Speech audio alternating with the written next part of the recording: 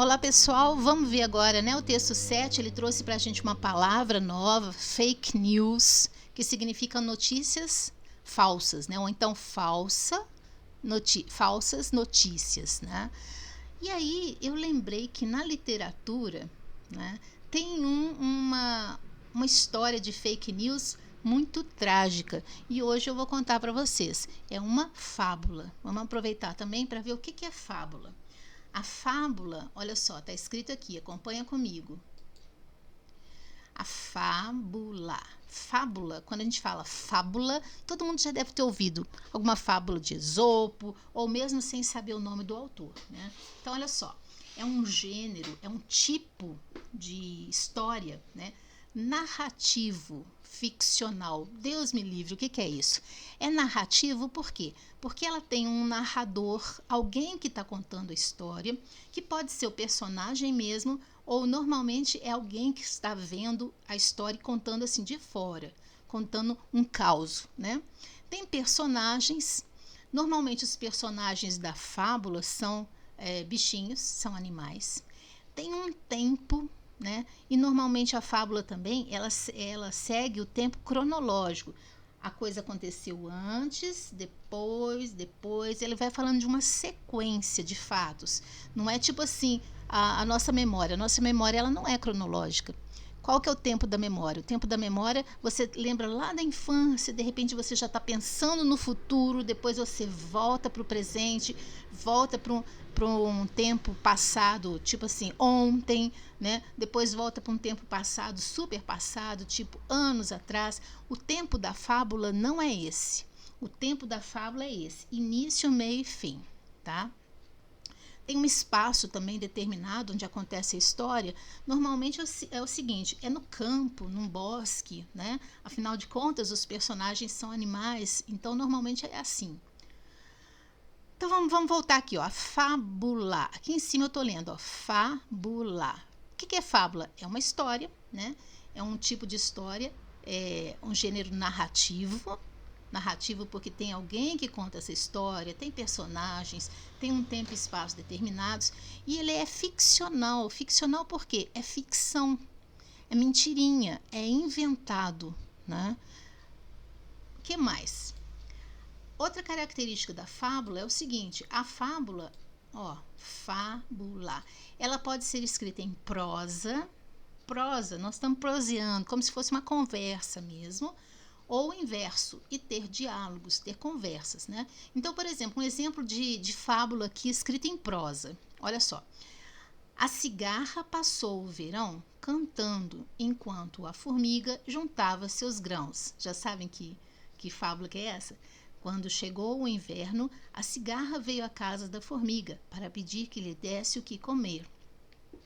É a fábula da cigarra e da formiga. Vocês já devem ter ouvido essa fábula e contado até, né? Em algum momento. É uma adaptação da Ruth Rocha isso daqui, tá? Por isso que tá entre aspas. Não fui eu que recontei com as minhas palavras essa história, não. Eu peguei essa história da Ruth Rocha e coloquei ela aqui. Que mais? Então a fábula pode ser escrita em prosa, como se a gente estivesse conversando aqui, contando uma história mesmo, assim, né? Reto, ou em verso. Aqui, ó, em verde, está um exemplo de fábula contada, escrita em verso. É a mesma fábula, vejam a diferença. Tendo a cigarra em cantigas, folgado todo o verão, achou-se em penúria extrema na tormentosa estação. Ó, toda rimadinha em versinhos, né? Essa daqui também tá entre aspas, porque é uma tradução do La Fontaine. Ai, eu não tô conseguindo aqui, ó. Por isso que tá entre aspas, tá bom? Quem escreveu foi La Fontaine, que é uma adaptação, mas eu não sei quem adaptou. Aqui é a Ruth Rocha que adapta essa fábula do La Fontaine, só que ela escreve em prosa. Então, prosa é esse exemplo aqui, ó, prosa. A cigarra passou o verão cantando, enquanto a formiga juntava seus grãos. Quando chegou o inverno, a cigarra veio à casa da formiga para pedir que lhe desse o que comer. Ou, em verso, por exemplo, tendo a cigarra em cantigas folgado todo o verão, achou-se em penúria extrema, na tormentosa estação. Né? Fica mais bonitinho o verso, não fica? Nesse caso aqui não tinha diálogo não, né? Nesse exemplo que eu dei. Bom, o que mais? Que outra característica da fábula? Além de ser uma história que é narrativa, que é inventada, que pode ser escrita em prosa e em verso, a fábula é um texto curto. Então, gente, é excelente para vocês treinarem leitura, buscarem fábulas. Procura fábula na internet, procura fábula nos livros que vocês tiverem em casa. Sempre, sempre, algum livrinho, sabe, de português, sempre traz uma fábula, porque é um texto curto. É ótimo para a gente trabalhar. Então, olha só, aqui, ó, entre aspas, tá vendo? Aspas aqui e aspas aqui, porque é um texto que não é meu. Eu tirei esse texto de quem? Da Ruth Rocha. É dela, não é meu. Por isso eu mostro isso, que eu não estou roubando o texto dela, que eu sou muito honesta, então eu coloquei entre aspas. Agora eu vou ler. A cigarra passou o verão cantando, enquanto a formiga juntava seus grãos. Ó, o ponto final aqui. Quando chegou o inverno, a cigarra veio à casa da formiga para pedir que lhe desse o que comer. A formiga então perguntou a ela: olha aqui, lembra esse sinal aqui? É o sinal de diálogo, de conversa. Quem vai falar primeiro? A formiga. A formiga então perguntou a ela: e o que é que você fez durante todo o verão? Ao ponto de interrogação. Durante o verão eu cantei, disse a cigarra. E a formiga respondeu: muito bem, pois agora dance. Eita, curtíssimo, né? E aqui, ó, é um texto super curto, mas que dá pra gente pegar um monte de coisas, né? Uma moral, inclusive, né? O que a gente aprende com essa história?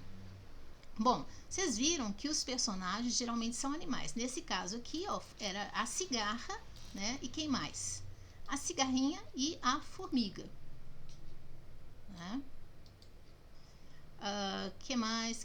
São animais que personificam virtudes e vícios humanos. Por exemplo, força, fraqueza, coragem, covardia, astúcia, ingenuidade, preguiça, diligência, etc. Podem relacionar-se ou não com seres humanos na história. Então, a característica da fábula é isso, ela usa bichinhos. Ou os bichos estão interagindo entre eles só, ou estão interagindo com o ser humano. Tá? Mas existe fábula em que não aparecem animais, e a gente vai ver um exemplo disso agora, né? Daqui a pouquinho. A grande inteligência da fábula ao usar animais, gente, é que ela pode dar uma lição de moral pra gente sem que a gente se sinta muito ofendido. Você já percebeu que tem umas pessoas que têm um jeitinho bom de falar? Elas falam o que elas querem, né? E a gente acaba concordando. Mas é porque ela não vem apontando o dedo pra gente dizendo: você não sabe fazer isso, você é preguiçoso, você não trabalha, você ficou brincando o tempo inteiro, então agora dança, né? Porque eu fiquei trabalhando. Esses discursos assim, às vezes deixam a gente irritados, mesmo que seja de verdade, não é? Mesmo que seja uma verdade que a pessoa esteja falando. Mas ao colocar como personagem animais, ao colocar a história num tempo fantástico, né, em que os animais inclusive falam, interagem, eles fazem uma coisa muito legal. Eles distanciam a situação, vamos falar assim, eles criam um distanciamento emocional, né? Como são animais, eu não vou pensar que está falando para mim. Só que por eu não pensar que está falando para mim, por eu estar desarmada, é que eu posso entender a moral da história e aí eu posso aproveitá-la, né? Quando a pessoa fala para você, vai chamar a sua atenção, vai te dar uma lição de moral, a gente normalmente fica o quê? Fica zangado e não escuta o que a pessoa está falando, por mais certo que seja. Quando você está contando uma historinha, não é com você, é com um bichinho que aconteceu, veja bem, a gente fica desarmado. E ao estarmos desarmados, né, você não fica enchendo a sua cabeça de resposta. Eu também vou, você vai estar me ofendendo, então eu vou te responder assim, assim, assado. Você acaba o quê? Aprendendo o que ela tem que te ensinar. Bom, mas vamos lá. Na fábula, outra característica é que o fato narrado, o que a gente conta, é algo fantástico, não corriqueiro. Alguma coisa que não acontece todos os dias, né? Por exemplo, uma formiga aqui, né, dando essa lição de moral na cigarrinha, é algo fantástico, né? Os bichos falando, é fantástico isso, não acontece, né? Não é corriqueiro. Bom, olha só, aqui eu não resisti, coloquei uma tirinha, eu não sei se vocês vão conseguir enxergar, do Fernando Gonzalez, né? E o personagem dele é o Níquel Náusea. Ele brinca, o personagem principal é um rato. Em vez de ser Mickey Mouse, é o Níquel Náusea. Enquanto o Mickey é rico, inteligentíssimo, aquela coisa toda estereotipada lá do ratinho do Walt Disney, esse ratão aqui só leva tinta, altas filosofias, é um bicho muito engraçado. Bom, mas olha só. E personagens secundários são as formigas, baratas, que aparecem na história também. O Níquel é um rato de esgoto, né? Ao contrário do Mickey, que é um rato chique, que tem até carro, né? Aqui está escrito o seguinte, vem uma formiga toda feliz, né? A formiga que trabalhou ficou feliz e a cigarra ficou infeliz, a cigarra chorando. Aí o professor pergunta para as criancinhas aqui, gostaram? Gostaram dessa história? Quer dizer, ele deve ter contado a mesma fábula que eu li para vocês aqui agora, a cigarra e a formiga. E aí ela falou, a formiga que trabalhou ficou feliz e a cigarra ficou infeliz. Gostaram? A professora perguntou, né? E aí, ó, os aluninhos estão achando o máximo, esses que estão sentando aqui na frente da professora, ou professor, não sei. E esse daqui fica sem entender, e esse mais aluno mais revoltadinho aqui, o mais crítico talvez, né, o mais esperto talvez da sala, ele fala, isso está me cheirando lavagem cerebral. Por que será que falou isso, hein, gente?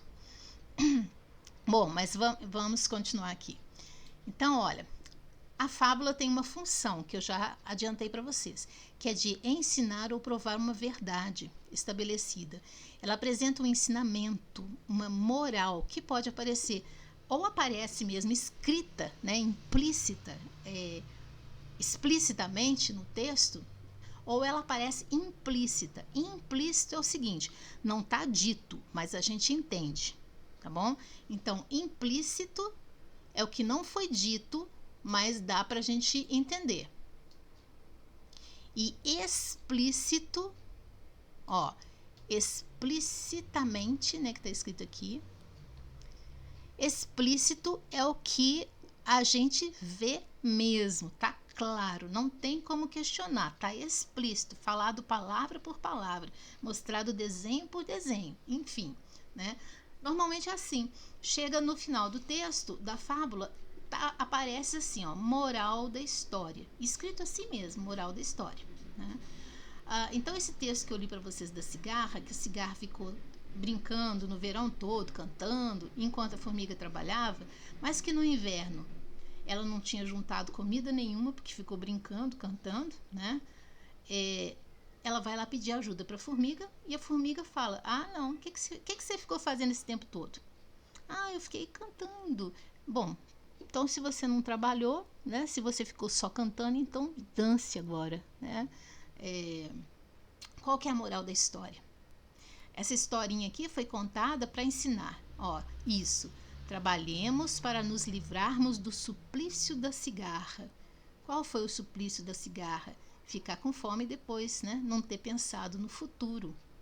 E porque ela não planejou o futuro dela, quando veio o tempo ruim, quando veio o inverno, né? Ela não tinha nada preparado, né? Então ela passou a depender das pessoas, né? Se as pessoas, no caso a formiga, ajudasse, ela estaria salva. Se as pessoas não ajudassem, ela morreria, né? Então, qual que é a moral da história? Vou ler de novo. Trabalhemos para nos livrarmos do suplício da cigarra e não aturarmos a zombaria das formigas. Vocês percebem que aqui a gente não está falando de cigarra e de formiga? Que isso é só um pretexto. É uma historinha que a gente conta, né? Mas que os animais é o quê? Eles estão vivenciando coisas que nós, seres humanos, vivenciamos, né? Se você não planeja o seu futuro, é a moral dessa história aqui, você pode dançar. Você vai ficar dependendo dos outros? E se os outros não quiserem ajudar? Você não pode obrigar uma pessoa a te ajudar. E aí? Então, olha, enquanto está no verão, enquanto você tem tempo, trabalhe, né?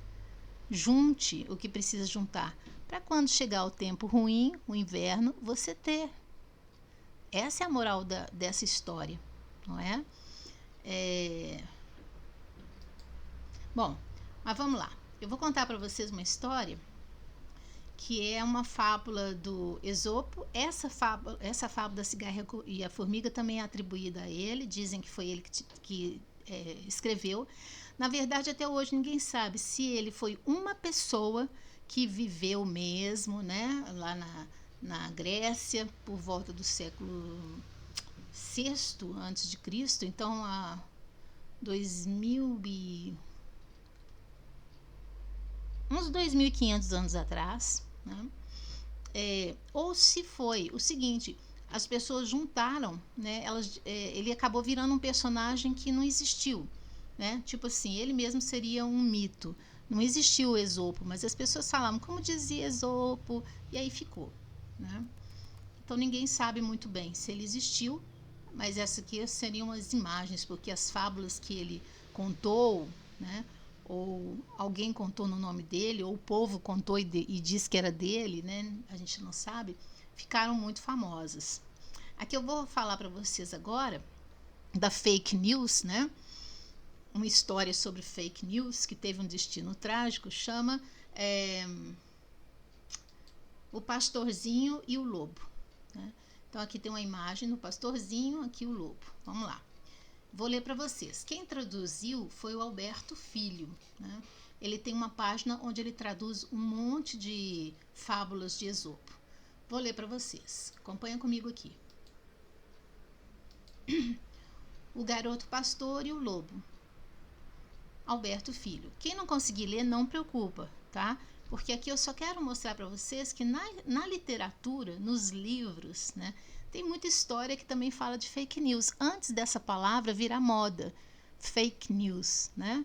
Que a gente já traduziu, notícias falsas, ou então a gente tem uma palavra em português para isso, mentira, né? Bom, vamos lá.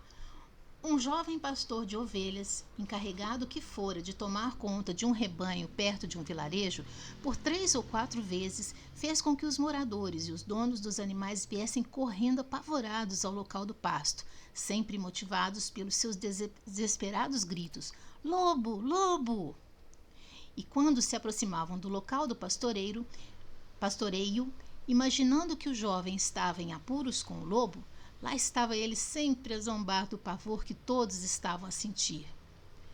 O lobo, entretanto, por fim, de fato se aproximou do rebanho. Olha aí. Então, o jovem pastor, agora realmente apavorado, tomado pelo terror e aflição, gritava desesperado: "Por favor, venham me ajudar! O lobo está devorando todo o rebanho!" Mas, dessa vez, seus gritos ecoaram em vão e ninguém mais deu ouvidos aos seus apelos. Moral da história. Tem 2, né? Ninguém acredita em um mentiroso, mesmo quando ele se dispõe a falar a verdade. E uma outra moral que você pode tirar também, que é o seguinte: um homem sem palavra é sempre um homem sem honra. Tá bom. Então vejam bem, né? O menino estava tão acostumado a contar mentira, né? Falar que o lobo vinha e na verdade não vinha, e ele ainda gozava de quem acreditava no que ele falava, né? E vinha tentar ajudar, que quando aconteceu de fato, ninguém mais acreditou. E o lobo acabou devorando o rebanho. Existe uma versão mais trágica ainda, que o lobo teria devorado a própria criança, né? Bem dramático mesmo, né? Para mostrar a lição de moral. Não minta, porque senão você dança. Você pode não ter a consequência agora, mas vai ter no futuro. Bom, acho que é um pouco isso a fake news, né, gente? A gente pode não ver a consequência agora, mas no futuro ela pode ter uma consequência e pode ter uma consequência muito ruim, já que ela consegue interferir na política, na saúde, na educação, né? Ela faz com que a gente acredite em algo que é mentira, né? Então, mas não é uma coisa nova. Infelizmente existe desde que o mundo é mundo. Agora, o que a gente vai fazer para parar de divulgar né, essas notícias falsas. Isso é com a gente. Isso é possível fazer? É sim, né? E a gente vai conversando sobre isso ao longo dessa unidade, tá bom? Um abração para vocês, fiquem com Deus também. Tchau, tchau.